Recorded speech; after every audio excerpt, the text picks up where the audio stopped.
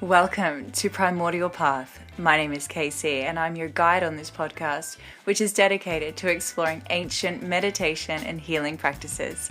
We'll examine them through an accessible modern lens and discover how they can profoundly impact your life, your body, your mind, your soul, your energy. So stay tuned. Here we go.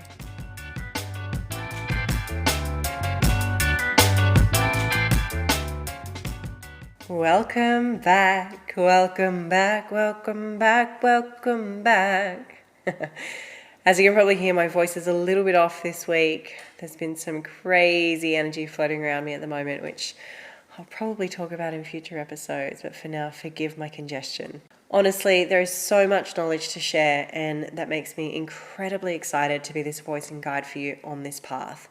Thank you so much for tuning in. Previously, in episode number 7, I discussed the Nadis along with the chakras. Now, it was a relatively long episode, so the information might have gotten lost amongst all the other bits of gold in there. So today we are revisiting just the Nadis. And it's not just the Nadis, there's so much about the Nadis. The word Nadi itself means flow or current. And in ancient texts, it says that a person's psychic body has around 72,000 nadis, which can be seen as light currents by someone who has developed psychic vision. So essentially, they light up the entire body.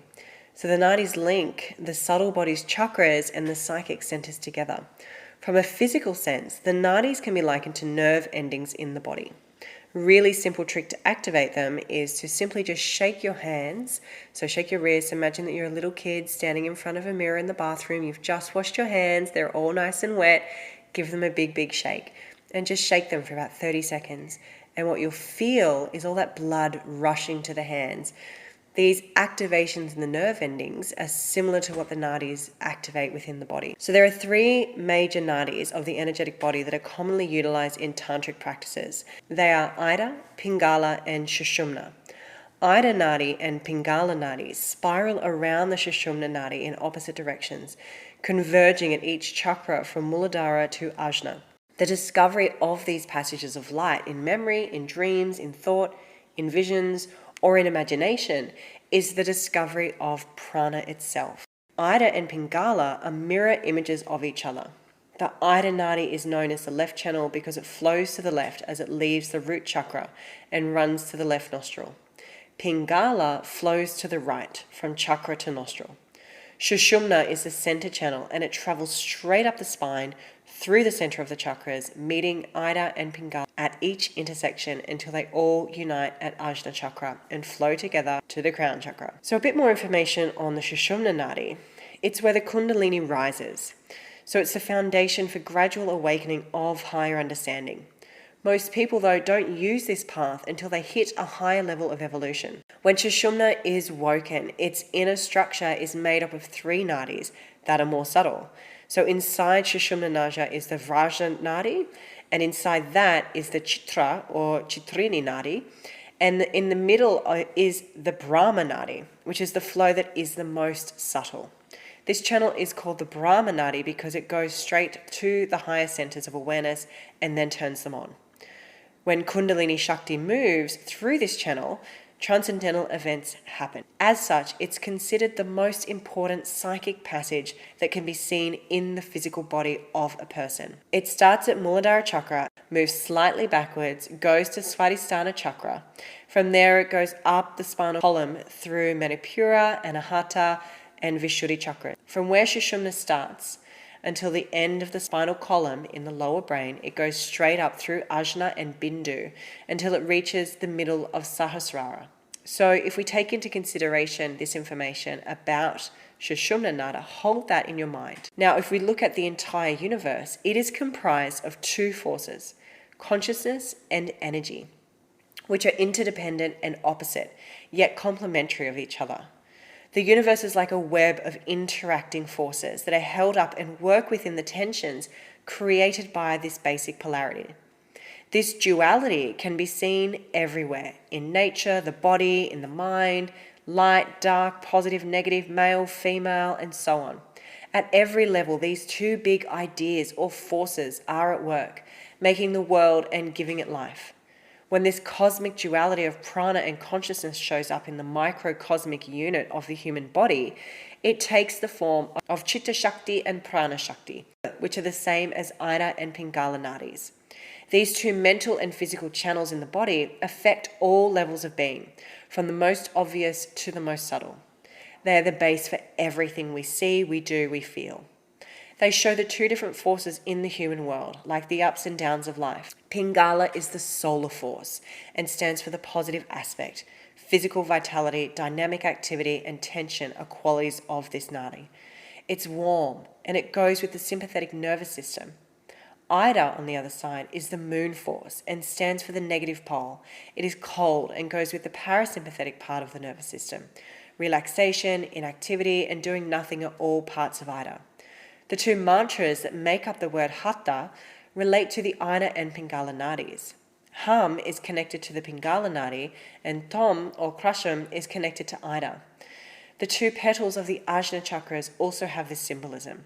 Pingala, the extroverted force, usually the masculine, takes over during the day, especially when the body and mind are working hard and when doing things that require attention and contact with others. At these times, the Ida also runs, but it's less important than the Pingala. In order to keep things in balance, Ida usually flows the most at night. This is the feminine. While the Pingala flows most during the day, Ida, the force of introversion, is busy when people are resting, reading, thinking, watching TV or sleeping. When we think about this in terms of the breath, we can see that the Ida and Pingala control is directly linked to the breath as it moves through the nostrils. If you check the flow of breath at any time, you'll usually find that one nose is more open than the other, except in my case today, both are blocked. When the flow of breath is stronger in the left nose, the Ida is more powerful. When the flow is stronger in the right nose, Pingala is more powerful. If you're tired or sleepy, you'll notice that your left nose is running. When a person is busy, most of the air starts to come out of their right nostril. Seeing this happen and paying attention to it, the yogis came up with breathing methods to control the flow of Ida, Pingala, and Sushumna to make the experience of the pranic body stronger. We can even go on to link the Ida and Pingala with the functioning of the left and right hemispheres of the brain. Pretty cool. Now, when the two forces of Ida and Pingala are balanced, Sushumna becomes active. It's a fact that when two opposing forces are equal and balanced, a third force arises. The working of these three forces can also be understood through the analogy of an electromagnetic circuit, with the north pole being Ajna and the south pole Muladhara. The negative charge is Ida, the positive charge is Pingala, and the neutral charge is Sushumna. At each node of Ida and Pingala, there is a massive energy that makes patterns that pulse in the horizontal plane. These points are the chakras that grow and shrink based on what you do with your body and mind. When the energy between Ida and Pingala is very strong, the chakras show up as light and sound. This happens a little bit when you breathe normally, but more when you do pranayama practices, like Nadi Shodhana, or when you meditate. While Ida and Pingala carry mental and physical energy, Sushumna carries a higher form of heavenly energy. The powers of pranic and mental are limited, but the energy of Sushumna is not. It is unlimited.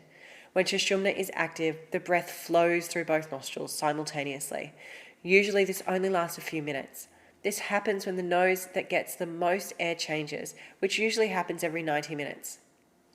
Sushumna flows when someone does yoga, prays, meditates, and does other practices. It also flows when someone is about to do something bad, which is interesting. So when Sushumna flows, the whole brain works.